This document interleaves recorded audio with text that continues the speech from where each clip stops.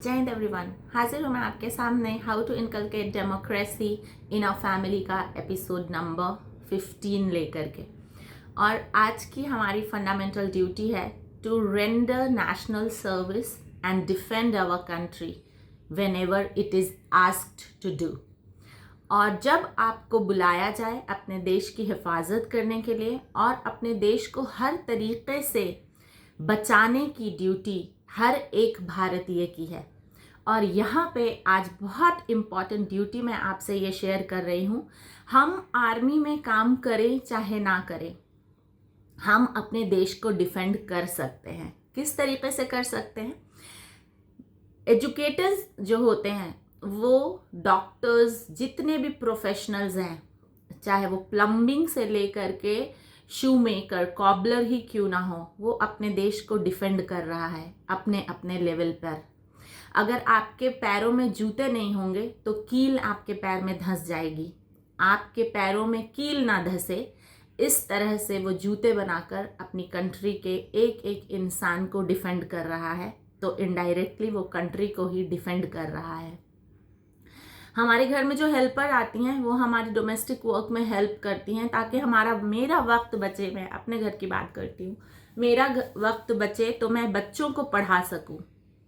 तो मेरे घर की तेजा दीदी अपनी कंट्री की ड्यूटी रेंडर कर रही हैं अपने देश को बचाने की। अगर हम अपने देश के एक एक नागरिक को बचाते हैं, डिफेंड करते हैं, तो वो कहीं ना कहीं से हमारे देश के लिए ही डिफेंड करने का काम होता है।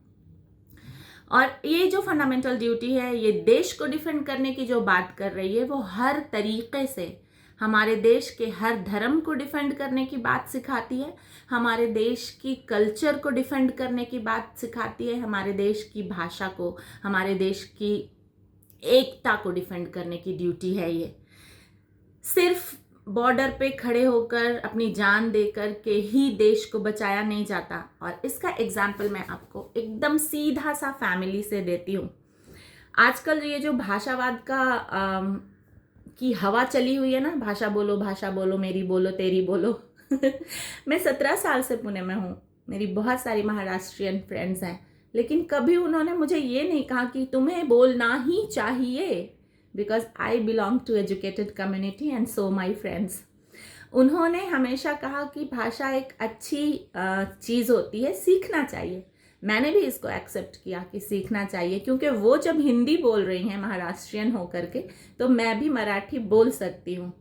तर मी शिकली मराठी थोडं थोडं, येते मला थोडं थोडं मराठी फक्त, पण आवडते मला। काय मला देशची भाषा आहे तर आवडते है। लेकिन अगर कोई फोर्सफुली कहे कि तुम्हें यहाँ रहना है तो मराठी बोलना ही होगा, this is wrong. This is not given in our constitution. ये हमारे संविधान में नहीं दिया गया है। क्यों? क्योंकि देखिए, चाची कितनी भी सुंदर हो, कितनी भी सुशील हो, कितनी भी प्यारी हो, बच्चे अपनी माँ की भाषा बोलते हैं। बिल्कुल इसी डायलॉग के साथ मैं अपने स्टूडेंट्स को सिखाती हूँ कि अगर कोई बच्चा अपनी माँ का वफादार नहीं है तो चाची का क्या खाक वफादार होगा। तो अपनी मातृभाषा बोलने का अधिकार हर एक भारतीय का है, और ये हमें हमारे संविधान ने दिया है। क्यों दिया है? क्योंकि हम इस संस्कृति को आगे बढ़ा सकें कि हम अपनी माँ को बहुत इज्जत देते हैं, तब चाची को इज्जत दे पा रहे हैं। जो बच्चा माँ की ही इज्जत नहीं करेगा, वो चाची की क्या खाक इज्जत करेगा। और भाषा जो होती है वो लोगों को जोड़ने का जरिया होती है, तोड़ने का नहीं।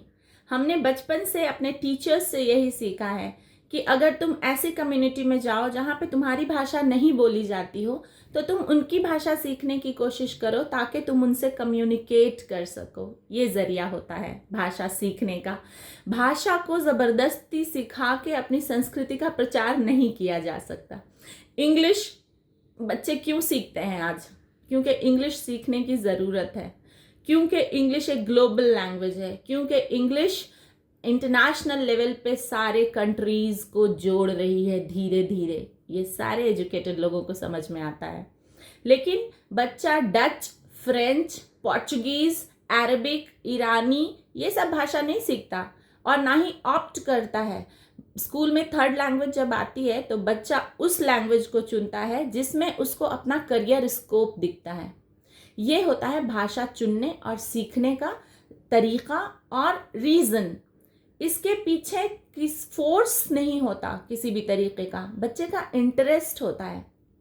तो सबसे पहली बात है, मैं यहाँ पे फिर से चाची और माँ का एग्जाम्पल दे के आपको सिखाती हूँ कि अगर चाची बहुत अच्छी होगी ना नेचर की और उससे प्यार मिलेगा बच्चे को, तो बच्चा उसकी हैबिट खुद ब खुद सीखने लगता है।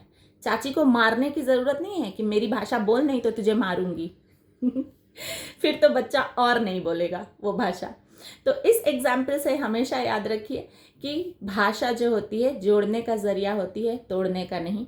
और जब कभी इसको फोर्सफुली तोड़ने का ज़रिया बनाया जाता है तो कोई भी बच्चा उस चीज़ के लिए रिस्पेक्ट अपने दिल में पैदा नहीं कर पाता है।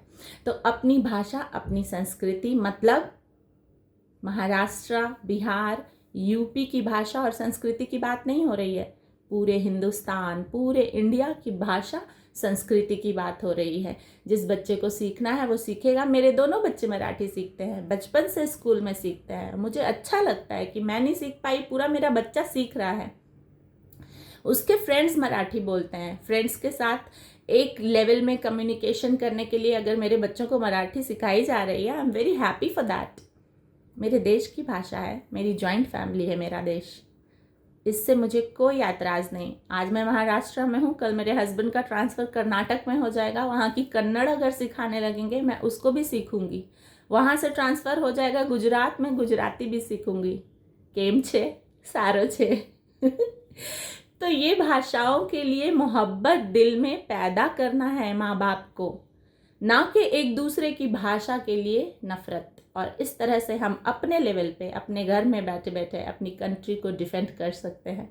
जुड़े रहिए, ये बहुत सारी अच्छी सी बातें अपने यहाँ फंडामेंटल ड्यूटीज़ में से सीखने के लिए, जो हमारे संविधान में 1947 में लिख दिया गया था, लेकिन उसको सिखाने के लिए कहीं पर भी इस तरह से डिटेलिंग में आपने कोई भी लेसन नहीं देखा होगा, जो बहुत ज़रूरी है हमारे देश की यूनिटी के लिए, हमारे देश की संस्कृति के लिए। क्योंकि इन छोटी छोटी बातों पे जब एक हिंदुस्तानी झगड़ता है तो इसकी खबर इंटरनेशनल मीडिया तक जाती है और फिर हमारे देश की संस्कृति का वहाँ पे बखान होता है कि बड़ी एकता की संस्कृति थी इनकी, यूनिटी इन डाइवर्सिटी। देखो कितनी यूनिटी है, छोटी छोटी बातों पे लड़ते रहते हैं। इससे हमारे देश को बचाने का काम भी हर एक भारतीय का है। जीते रहिए, खुश रहिए, आबाद रहिए। जय हिंद।